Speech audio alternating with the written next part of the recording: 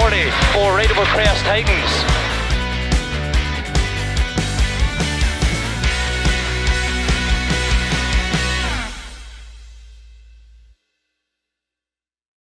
The Welsh Hill Rally returned for 2019, once again based at Walters Arena and making use of plenty of those challenging tracks the venue has to offer.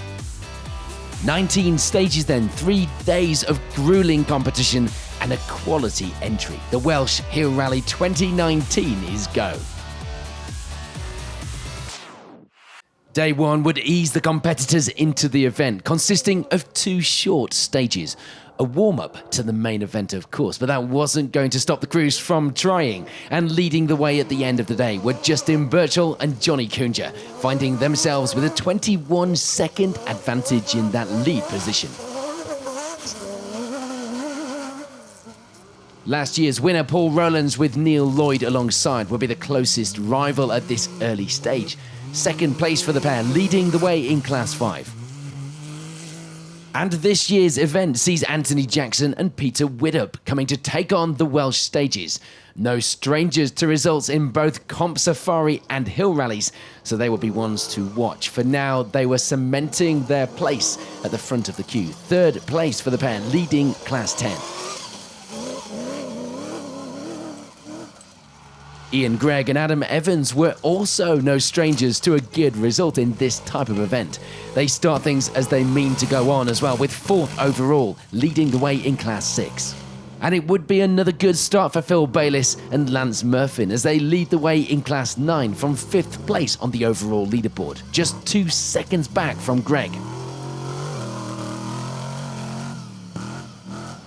In Class 7, the early leaders and the ones to watch surely would be Dale and Peter Gilbertson. 10 seconds advantage in the class would be theirs as well with that position so far. Just the one crew to watch in Class 2, Brian Chase and David Andrew, of course, of Ravenel fame in that Freelander, but that wasn't going to stop them pushing throughout the weekend. Eyes on that overall prize, perhaps.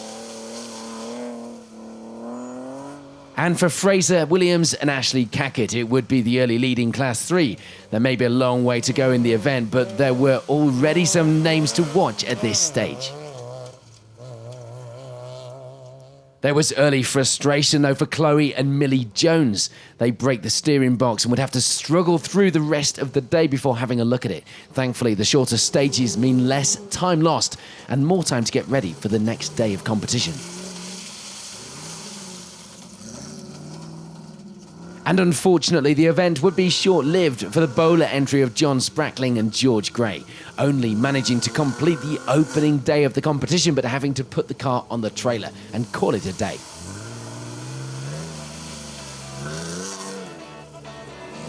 So a short, sharp opening day. The results at the top of the leaderboard are starting to unfold. They look like this. On to day 2 then, and there'd be no change to the lead of the event. Justin Birchall and Johnny Kunja looking like they were dominating the times now and opening up almost a 3-minute lead by the end of 8 stages. Paul Rowlands and Neil Lloyd were still holding on to that second place. The lead looking unlikely without problems up ahead, but they were keeping everyone else at bay just in case of such a scenario. There would, though, be change in third place. Mark Jacks and Adam Nicholson moving their way up into a podium position at this stage with third. The pair now leading the way in Class 10 as well.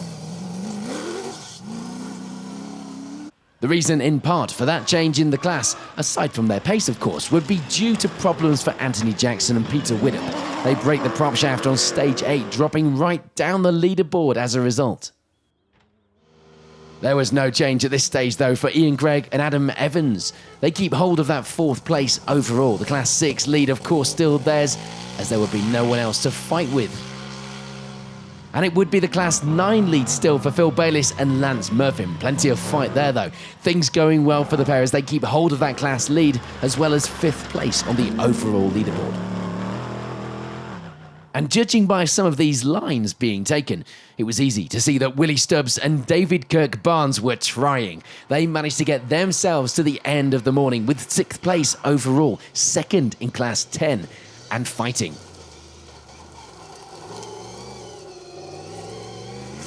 And just behind them in the class were Rob Boole and Victoria Vaughan. The times were looking consistent for the pair. The pace was looking good, so there was no reason that they couldn't mount a challenge on that position up ahead. A good result this weekend wasn't looking like being off the cards. 3 seconds back from Boole, though, at this stage, showing just how close things were in the class, were Richard Wynne-Williams and Matthew Lowe.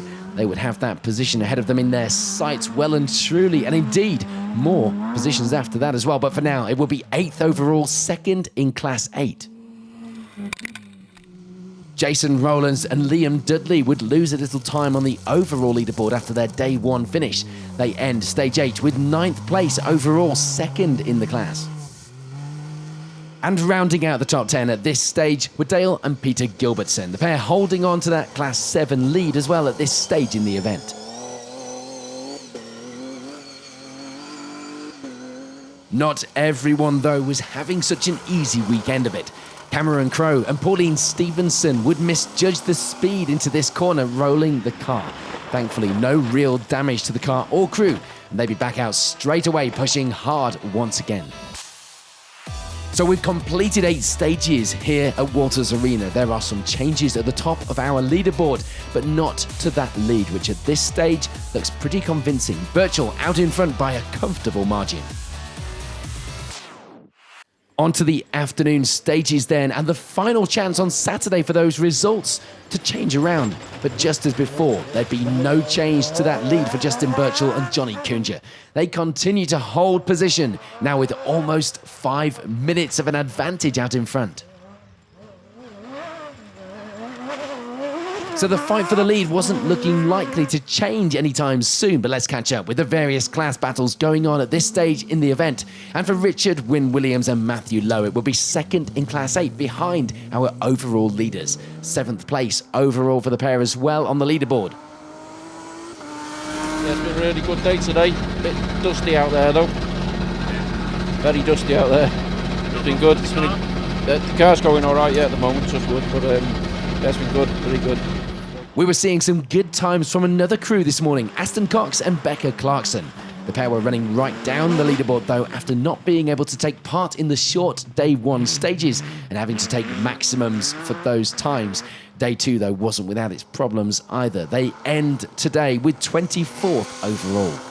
There'd be no change to the Class 5 lead for Paul Rowlands and Neil Lloyd. They do make a bit of a mistake on a new section of stage here, having to correct themselves and go the right way again. Thankfully, they had enough time in hand for it not to alter those results at this stage. Yeah, winning the class and opening 2nd overall, we made a bit of a mistake there on that new bit. Went the wrong way, so keep on trying. 2nd place in Class 5 would belong, meanwhile, to Jason Rowlands and Liam Dudley. They'd be climbing the leaderboard a little once again, though, now up to 8th overall and closing in on some of the other positions up ahead. The lead in Class 10 would still belong to this man, Mark Jacks, Adam Nicholson alongside. They were managing to hold on to that 3rd place overall by around 30 seconds. So it was far from comfortable, but at least they had a little time to play with going into day 2. Yeah, good day to be fair. We broke a diff on the 2nd run this morning, so we had to quickly change that. Well, he had to change that, so we did two laps with 2-wheel drive. But yeah, been a great day, really enjoyed it, great course. Just a bit dusty though, that's the only problem. 2nd in the class behind Jacks would be Willie Stubbs and David Kirk-Barnes. They'd be around a minute in that class at this stage, so it wasn't over. But there would be some work to do on day 2. The leading Class 7, though, was looking like a solid one. Dale and Peter Gilbertson continuing to hold on to that position at the end of the day, edging out a good advantage there as well. Yeah, it's been a really good day. Yeah, we haven't had too many issues. The dust's been fairly bad towards the end, but you know, it's been a really good day. We've thoroughly enjoyed it. It's haven't had too many problems. One puncture, that was about it really. So, no, it's been really good. Really enjoyed it. Behind Gilbertson in the class were George Bryson and Wallace McKay. They had initially been close on times, but felt that they were too far over the limit to keep up with our class leaders, backing off a little and looking to just maintain that 2nd in class and bring the car home to the finish. A big effort, long hours put in by the team, help from other teams and from other people at the event would see Chloe and Millie Jones back out competing after their steering box issues on the first day of the competition. They were having a few low fuel pressure issues now, but importantly, they were still going despite that frustration, having got the car fixed to find another problem to contend with. 5th place in Class 7 at this stage. Phil Bayliss and Lance Murphy, meanwhile, were managing to keep hold of that Class 9 lead, despite dropping down the overall leaderboard after a puncture. They lie in 15th place now, with some catching up to do. I've had a really good day till I got a puncture, and lost 12 minutes or something, but absolutely cracking day. Yeah. Second in the class behind Bayliss were Jason Nicol and Philippa Tennant. They could perhaps have benefited from Bayliss' misfortune, but they'd have problems themselves, electrical issues forcing them to pull over and drop valuable time, meaning they couldn't capitalise on the problems up ahead. Second in the class was the best they could do for now, and it was not bad for damage limitation. Our Day 1 Class 3 leaders Fraser Williams and Ashley Cackett would continue to hold on to that position through to the end of Day 2. They hold a good advantage in the class as well. Good, a few misfires, a few problems with the engine, but yeah, we're at the end of the day. Is it something that's going to keep going? Have you fixed it? No, we'll fix it. We'll fix it. And for Ian Linford and Demelza Scholes, it would be second place in Class 3. This only the second time out in the car after the new turbo engine had been fitted. The last time being a closed road rally. So things were a little different here this weekend, you could say. For Ian Gregg and Adam Evans, they were, of course, on their own in Class 6. They were, however, still fighting on the overall leaderboard, ending the day with 4th overall. Nice and steady. A few problems on midday with slipping clutch, but we swapped the clutch out and we're now trying to make the time up again. But yeah, it's a good course, enjoyable. Just the one crew in Class 2 as well, Brian Chase and David Andrew. Again, their eyes on the overall times. They were missing stages by the handful, though, after a fuel problem meant that they were stuck in service, unable to get the car moving again. So Day 2 complete, that lead for Birchall looks unlikely to change, but with plenty more miles to go, anything can happen, and the last thing we'd want to give them is presenter's curse, of course.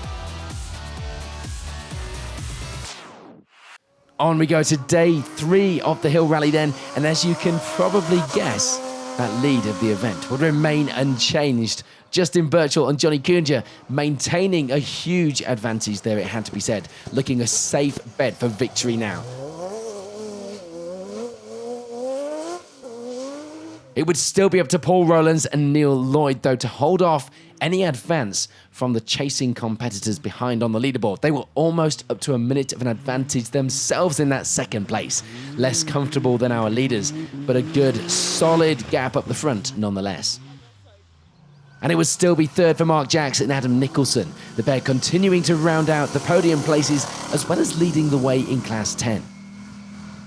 The gap to those podium places, though, is looking a little bigger. Ian Gregg and Adam Evans still holding on to 4th, but probably not going to risk trying to push in the final stages with almost a minute and a half between them and that 3rd place up ahead.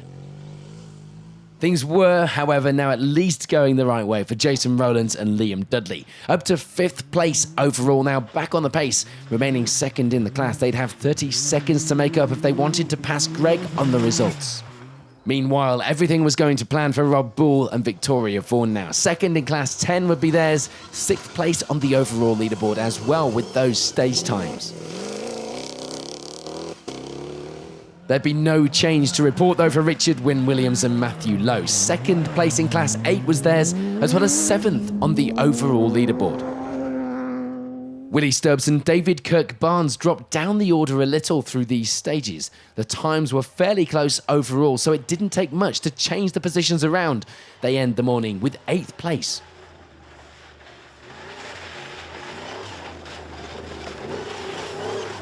Just behind them overall would be the Class 7 leaders Dale and Peter Gilbertson. That fight for the victory was still looking strong. Remaining stages of the event left to go, the pace looking good. And rounding out the top 10 at this stage were Ben Gill and Luke Sagar.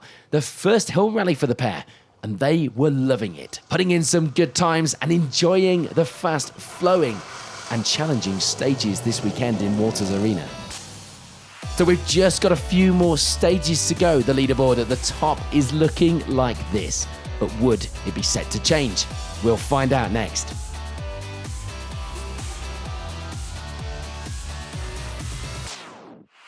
Let's head out onto those final stages of the competition then. What a long event this has been, and how close through some of the classes as well.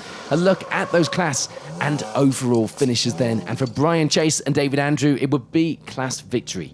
The weekend hadn't been without its problems. A slow puncture towards the end of the stage would finally give up completely on this hairpin, causing a bit of lost time. Just goes to show it doesn't matter if you haven't got anyone to fight with in the class, you've still got to get to the finish, and sometimes that in itself can be a challenge. For John Pickering and Sean Matheson, it would be second place in Class 3 to finish the event. Retirement up ahead, promoting them up that leaderboard this weekend. For Chloe and Millie Jones, let's say it had been an eventful weekend, a mixed day as well. Things had gone well for the pair in the end, the times looking good. Unfortunately though, in the later stages the car would attempt to climb a tree. It's always the tree's fault. Rolling and blocking the course, it was game over. Thankfully both okay, and close enough to the end to classify as a finish, taking 6th in the class, 20th overall. It would be a great end to the weekend for Ian Linford and Demelza Scholes though. They come away with the Class 3 victory, already looking forward to the next instalment at the Borders Hill Rally later in the year to try and claim that class in the Hill Rally Championship for 2019. With those electrical problems behind them, Jason Nicol and Philippa Tennant could focus on pushing once again. Sadly though, a misfire in a couple of the stages would put halt to that, doing its best to hold them back once again. Second in Class 9, 14th overall was the best they could manage with these problems. And damage limitation would also be the name of the game for Phil Bayliss and Lance Murphy. They keep hold of that Class 9 lead though to the finish, moving up the overall leaderboard into 12th place with it. And after such a good run, we'd lose Willie Stubbs and David Kirk-Barnes on stage 17. Last minute frustration is game over for the Milner pair. We move on to the top 10 overall then. George Bryson and Wallace McKay rounding out those positions at the end of the event, taking second in Class 7. A puncture in the final stage could have threatened to change that around, but thankfully they have enough of a buffer and keep pushing to keep hold of that position.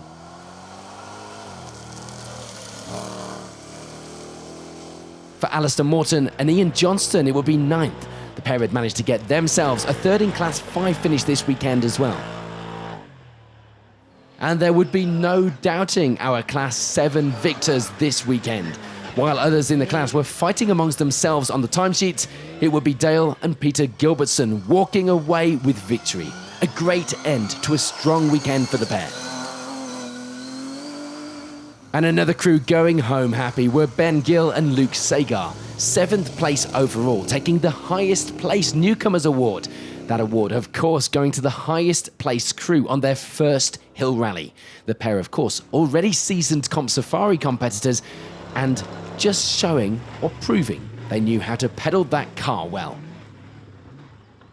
For Richard Wynne Williams and Matthew Lowe, it would be 6th place overall. They do gain a position in the class fight due to others' misfortunes, but would be unable to gain anything more back on the timesheets. 2nd in Class 8, 6th overall this weekend.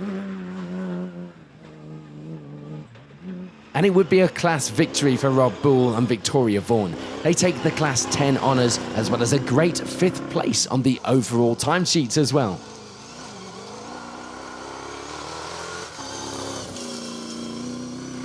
For Ian Gregg and Adam Evans, there would be no change. They'd held on to that 4th place all weekend. A solid drive from the pair, especially given their problems on day 2, putting them mostly in 2-wheel drive. Thankfully, with the majority of the course being fast and flowing, there wasn't too much holding them back with those issues. There would, however, be issues that were more serious and had more impact on the results for others. We lose Mark Jacks and Adam Nicholson on stage 17. Our podium-placed crew, sadly for them, not able to make it to the end of the event after such a strong showing. So all of this change and a good push themselves would mean it's a podium place for Jason Rowlands and Liam Dudley. A great end to the event for the pair and a good comeback climb back up through the leaderboard this weekend. As expected, there would be nothing Paul Rowlands and Neil Lloyd could do to keep hold of that winning title from last year.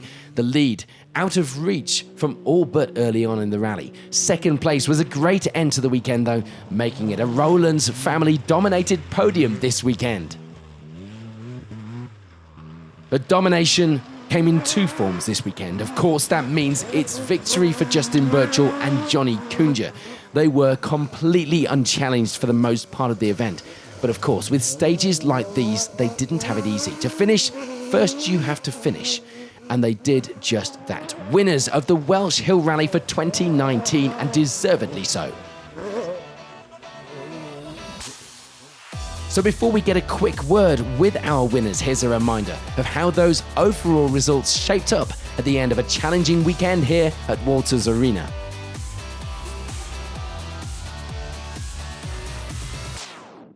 Yeah, it's all gone well. It's all come together. We definitely had Lady Luck on our side.